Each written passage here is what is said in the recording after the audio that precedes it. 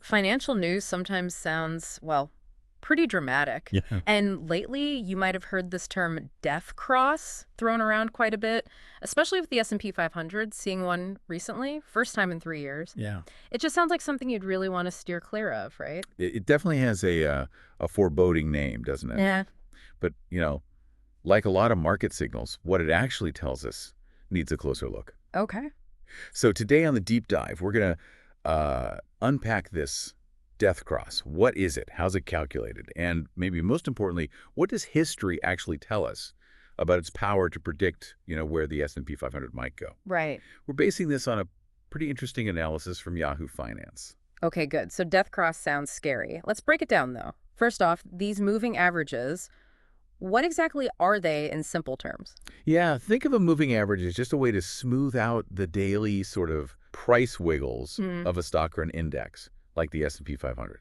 So if we talk about a 50-day moving average, it's simply the average closing price over the last 50 trading days. Pretty straightforward. Right.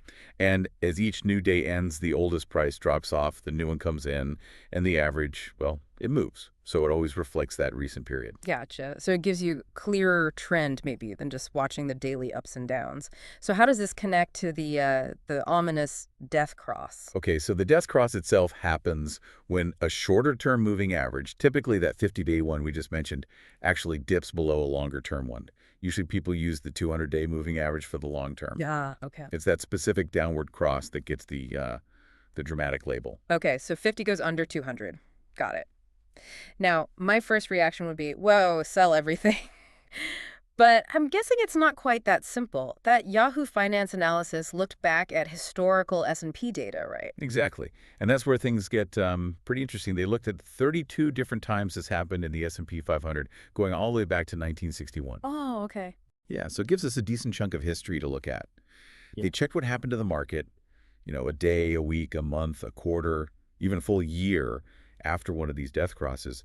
They're focused on the median returns and how often those returns were actually What positive. did they find? Because, yeah, I imagine it wasn't just a straight dive every single time. You're right, it wasn't. And here's the kind of counterintuitive part. The median returns after a death cross, well, they actually tended to be positive across most of those time frames. Positive. Really? Yeah. But, and this is important, the percentage of times the returns were positive, the positivity rate was generally below 70%. Okay. And the analysis suggested that, maybe over 70% positivity would lean bullish. So being below that, it's maybe a slightly bearish signal overall, but that positive median return, it adds this layer of complexity. Huh. So on average, the market still tended to edge up a bit after a death cross, but maybe the odds of a really strong positive move were lower.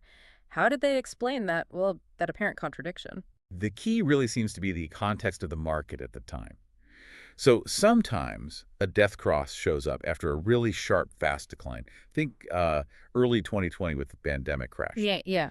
By the time the 50-day finally crosses below the 200-day, the market might have already hit its low point and maybe even started recovering. Mm. So the death part might have, in a sense, already happened. Ah, okay. So it could almost be like a lagging indicator sometimes, confirming a bottom might be in or close.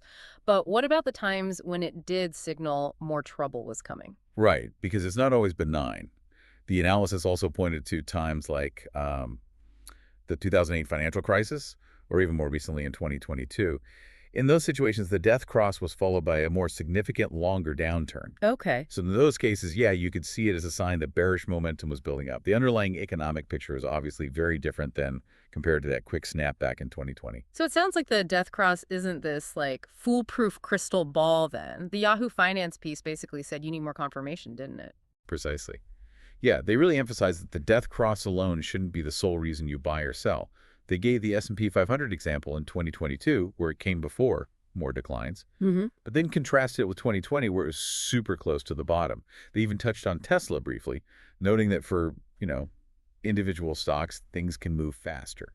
Traders might look for a clear, sustained move back above the 200-day average as a stronger buy signal. Right. For indices like the S&P, they suggested maybe waiting for a break above, maybe a retest of that level to see if it holds a support, and then a continued rise.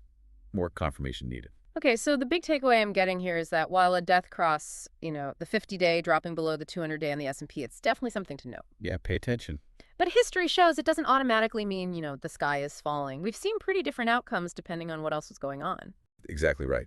It's a technical indicator. It can offer potential insights, but you really have to look at it alongside other factors. It can't be viewed in isolation. The context, what's happening in the broader economy, market sentiment, that's all crucial. Okay, that makes sense. So thinking about all this, if you saw a death cross pop up on the charts today, what other kinds of things would you be looking at to try and get a better feel for what might actually happen next? It really sounds like this is just one piece of a much, much bigger puzzle.